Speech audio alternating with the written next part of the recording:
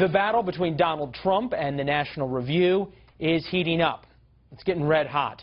The magazine published an issue this week with the title on the cover, "Against Trump," end quote.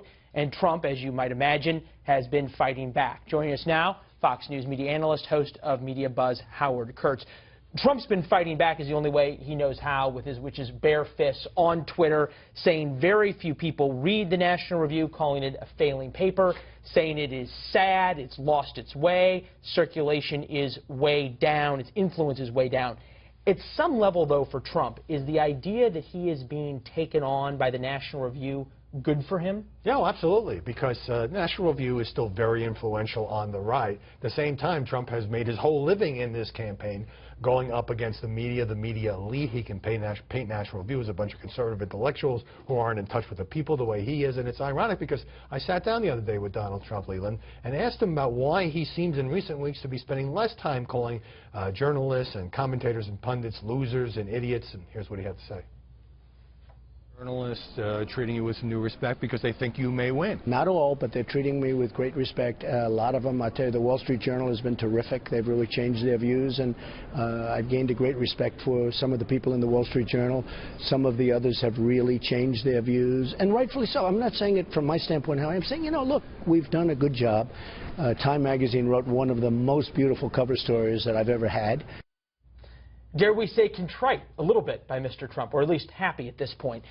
As you look at what the National Review has done, which is go all in against Trump, for so long they were the flag bearer of the conservative movement overall. Now they have clearly taken a side here, and there is a lot of conservatives who are very pro-Trump, and probably even a greater amount of conservatives who say, look, even if we don't necessarily like Trump, we'd like to win, and we think he may be the best horse to bet on. Well, Rich Lowry and his editors at National Review are doing what they believe in. They believe in smaller government and conservative principles and a muscular foreign policy. They don't think Donald Trump is one of them. And, in fact, he's not running as a true blue conservative. His positions are kind of a mixture. But you have a whole other wing of the conservative media, the talk radio wing, Limbaugh, Levin, Breitbart, websites. Right. And some of them are more sympathetic to Trump. They are not looking at the world as much through an ideological lens. They want to win against Hillary Clinton if she's the nominee.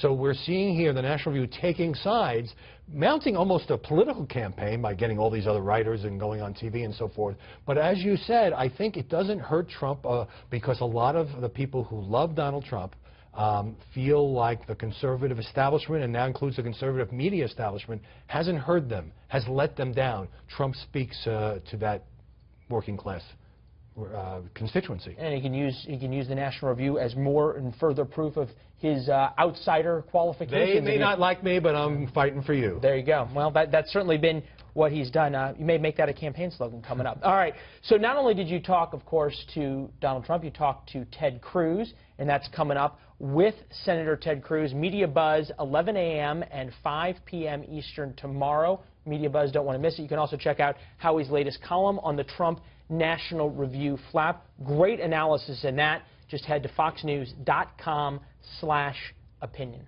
Thanks, Howie. Thanks, Leland.